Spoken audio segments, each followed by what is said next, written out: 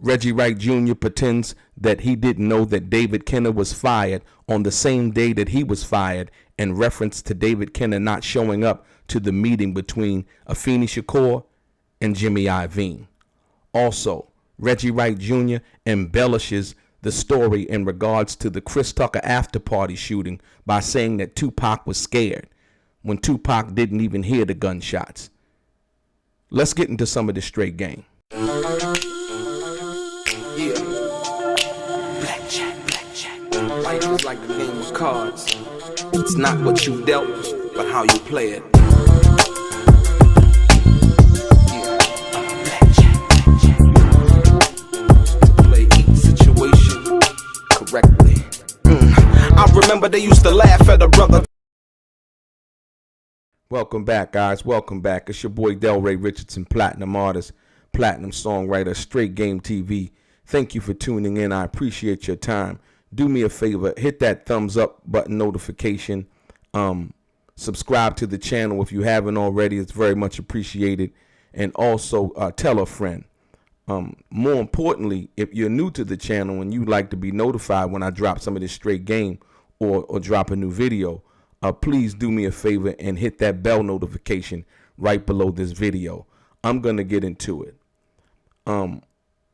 Ladies and gentlemen, I finally got Reggie Wright to admit that he didn't know what he's been saying he knew all the time, right? But even in him admitting that he didn't know, he once again tries to impute another lie. And I'm going to give you the proper information in regards to that. I need you to watch this video right here from 5 minutes and 53 seconds until the end, 8 minutes and 48 seconds, right? Finally, I call him Gullible John, the guy that does the videos with Reggie Wright, because they sit over there and they set up these questions. You know, this is not a real interview. This is actually pandering to the audience about things that are irrelevant, that are not true, and so on and so forth.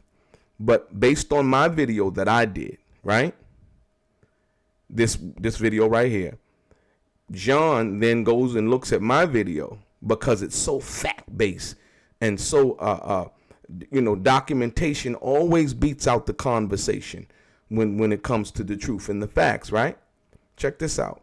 So John asks Reggie about the meeting in regards to Afeni Shakur and Jimmy Iovine, and asks him, was he aware of the meeting?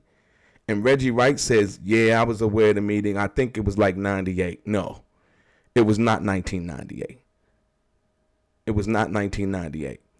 Because based on the fact that the Machiavelli album, she was trying to put a cease and desist on the Machiavelli album. Machiavelli album came out in November of 1996. So these negotiations had happened 2 years before Reggie even thought about what he was saying. They reported on it in about 1997, they reported on it, right? And told what happened in that meeting. But that meeting occurred in 1996. As we know, Machiavelli was released in November of 96. And this is what the basis for everything that was happening. And once again, Reggie Wright has been saying that they settled, or we settled. We didn't settle anything. You weren't there. Nobody from Death Row was there. David Kenner wasn't there. So we didn't settle anything. Jimmy Iovine settled it because 2Pac was still signed to Interscope. Point blank, period. The contract says that. The bail agreement says that. And like I said, documentation always beats out a weak conversation when trying to explain what the actual facts of the matter is. Now, so when Reggie Wright says 98, you can look at his face and tell that he's not really sure, but is just saying something, as he usually does, right? So now he goes on and talks about how why David Kenner didn't show up. He was like, I don't know why David Kenner didn't show up. You know, something could have happened. No, I know why David Kenner didn't show up. And Reggie knows why David Kenner didn't show up, right? David Kenner didn't show up because on August 27th, the same day that Reggie Wright got the facts from Yasmin Fula and Euthanasia Incorporated firing him and his security company for negligence and not allowing 2Pac to take his masters out of the studio because of a direction given by David Kenner. David Kenner was fired on that same day on August 27th, 1996. That's why David Kenner didn't show up. He was fired. Just like Reggie Wright was fired. See, once again, but Reggie Wright pretends as if he didn't know. Well, I don't know why David Kenner didn't show up. You see what I'm saying? You see the misleading lies and just being straight up dishonest with people who in the audience or watching the video may not know. And then some people may, know. But like I said, it's insulting to a person's intelligence. This is public information, as well as the fact, as of recent, when I put out made the video in regards to the facts that were sent to Reggie on the same day, August 27th, 1996, Reggie Wright was fired. And on that same day, 2Pac and them forwarded a letter to David Kenner, letting him know that he was fired. That's why he didn't show up to the meeting with the Feeney and Jimmy Iovine.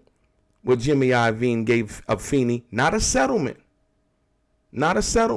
but paid her in advance, a non-refundable advance of $3 million with more to come later on down the line. So you see what I've been telling you has been the truth. Reggie Wright didn't know. He wasn't aware. He wasn't around. He was not in charge of death row. He did not have the authority to make any kind of real decisions at death row. And this is a fact. Right?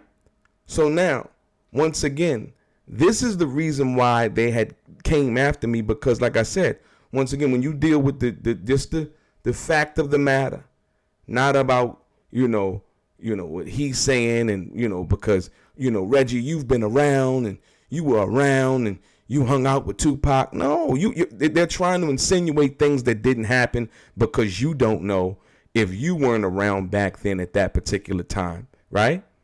You wouldn't know that. I got another thing for you, and I want to give you this.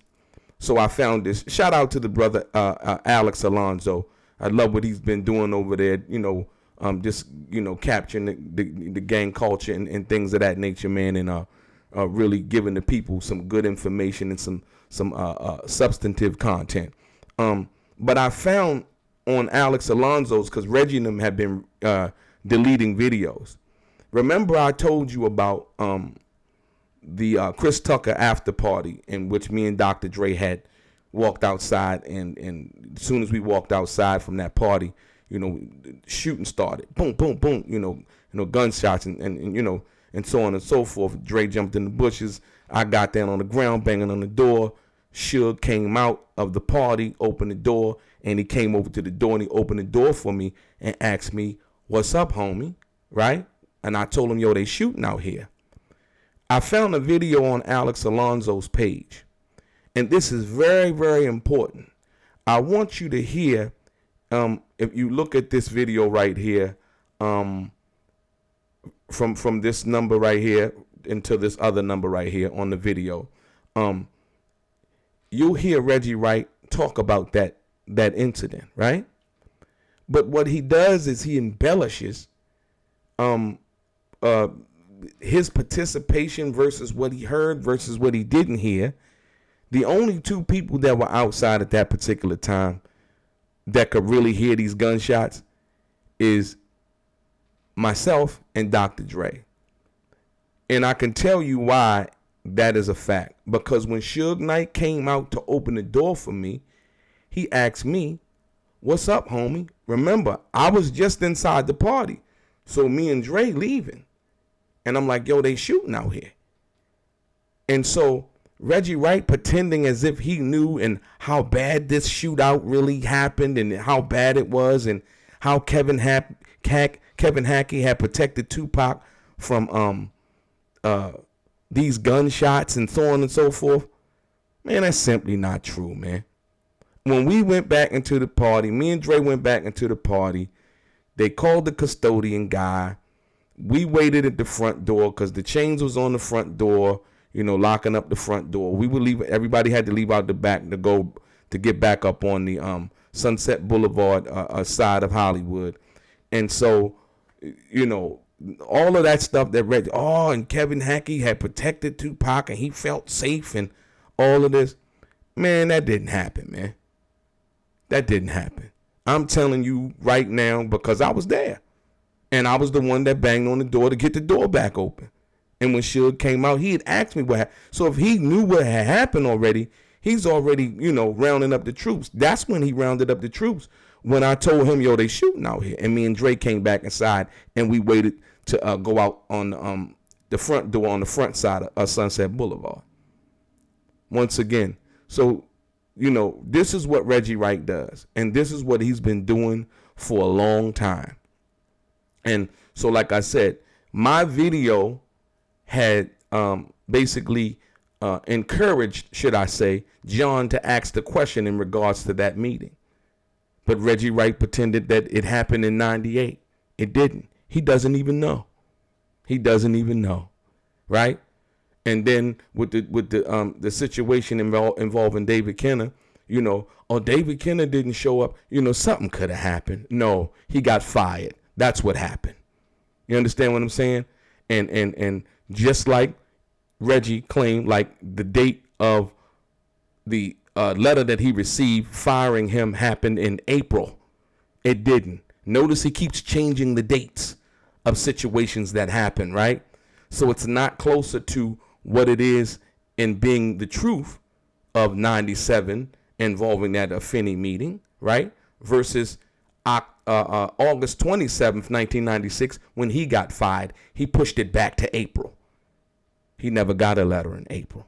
The only letter that he got was on August 27th, 1996, in regards to him being fired, and David Kenner got a letter on that same exact day, August 27th, 1996. And so, even at the party, once again, he claims, me and Suge, we was just laughing about that because we from Compton, we hear gunshots all the time, right? And true, that might be but he was trying to minimize what had actually happened and what was going on, which he didn't even know. He didn't know, right? Suge may have ran that past him or something like that after I told Suge, but Suge was the one that came and opened up the door. And that's a fact. You understand what I'm saying? So at the end of the day, once again, Reggie Wright is forced to admit that he didn't know. But once again, he's acting like he did.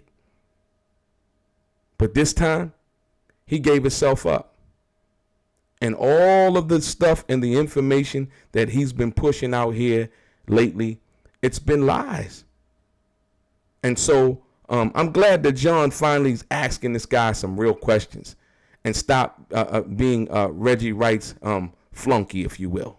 You know what I mean? For making these videos with people, for the people and misleading them in regards to what the actual facts are.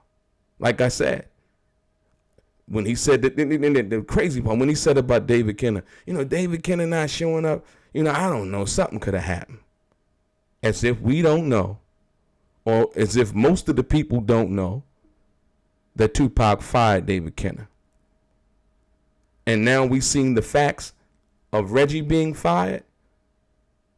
We know that David Kenner was fired on this exact same day as Reggie was. And the hijacking of the story at the Chris Tucker after party. Right? He didn't know what happened. The only person that knew what happened when I told Suge, and Suge might have told him. And now he came up with this elaborate ass story in regards to how you know, Kevin Hackey was protecting Tupac, and because Tupac was scared as shit, you know. Tupac wasn't scared. I was right there looking at him and talking to him when we was walking out the front door. He looked like he had regret in his face is what he did. I'm going to tell you straight up and down. He looked like he had regret in his face as to the situation that he involved himself with and being with Death Row. That's the look that Tupac had on his face at that particular time, to be perfectly honest with you. So, your boy DELRAY, straight gang.